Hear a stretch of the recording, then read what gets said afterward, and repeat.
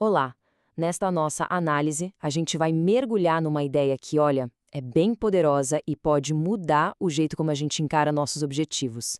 A ideia é a seguinte: como superar essa espera pela motivação perfeita e, em vez disso, abraçar o poder de ações pequenas, mas muito, muito decisivas. E aí, essa pergunta pega, né?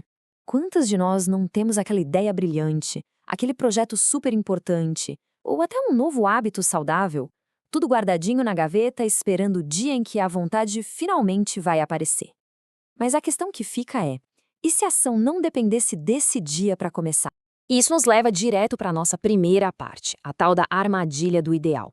É bem aqui que a paralisia começa, sabe? Naquele exato momento em que a gente condiciona o nosso agir a um cenário perfeito. Um cenário que, vamos combinar, raramente existe. Olha só esse contraste. De um lado, tem o plano grandioso, impecável, que só existe no futuro, no amanhã eu faço. Do outro, tem a ação mínima, talvez até imperfeita, mas que acontece agora e gera um avanço de verdade. O ponto principal é esse: o progresso vive no presente, não num amanhã idealizado. E essa é a ideia central que a gente precisa absorver. O verdadeiro obstáculo não é fazer pouco. O problema é a inércia total que essa espera pelo ideal causa. Fazer o mínimo não é um fracasso de jeito nenhum, é na verdade o exato oposto da inação. Agora, vamos para a próxima sessão e começar a desconstruir uma crença que é muito, muito comum. Aquela ideia de que a motivação, a tal da vontade, tem que vir sempre antes da ação. Aqui, a gente inverte a lógica tradicional. A ação não é um resultado da vontade. Muitas vezes ela é a causa. A simples decisão de não adiar, de não deixar para depois, esse é o verdadeiro motor. O movimento gera mais movimento. É simples assim. E essa citação nossa resume tudo de uma forma brilhante. A vida real, com as demandas, os imprevistos, ela não para e espera pelo nosso humor ideal, né?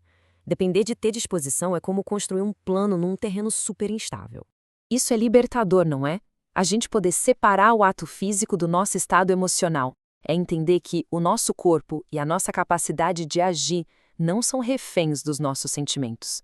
A gente pode agir sim, apesar da hesitação ou daquela falta de ânimo. Então tá, se não dá para ficar esperando a vontade chegar, qual é a solução? Bom, ela tá aqui, na nossa terceira parte, o poder do mínimo. Vamos definir bem esse conceito.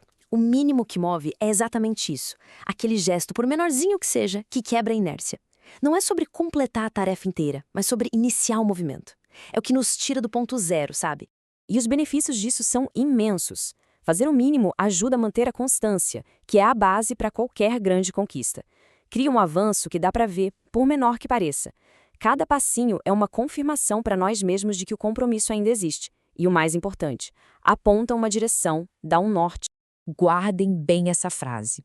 Ela é um lembrete poderoso de que o valor da ação está em ela ser executada, não no tamanho idealizado dela.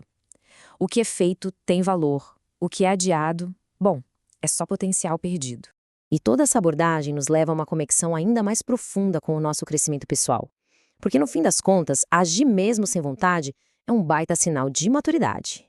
Essa citação redefine completamente a ideia de agir sem motivação. Não tem a ver com ser falso consigo mesmo, tem a ver com entender que responsabilidades e compromissos estão acima das flutuações do nosso humor. Isso é ter disciplina, isso é ser maduro. E a mecânica por trás disso é a seguinte: a mente pode estar cheia de dúvida, de preguiça, de resistência, mas o corpo pode simplesmente ir lá e executar a tarefa. É a prática de dissociar a ação daquela deliberação mental que às vezes é excessiva. É fundamental a gente afastar aquele sentimento de que fazer pouco é algo medíocre. Não é. De jeito nenhum. Cada gesto mínimo é um vetor, uma seta que aponta para frente. Não há desprezo nisso. Pelo contrário, há inteligência e estratégia. Bom, já passamos da teoria para a filosofia e agora vamos para o mais importante, a prática. Como colocar tudo isso para funcionar hoje mesmo? O exercício proposto na fonte original é simples e genial.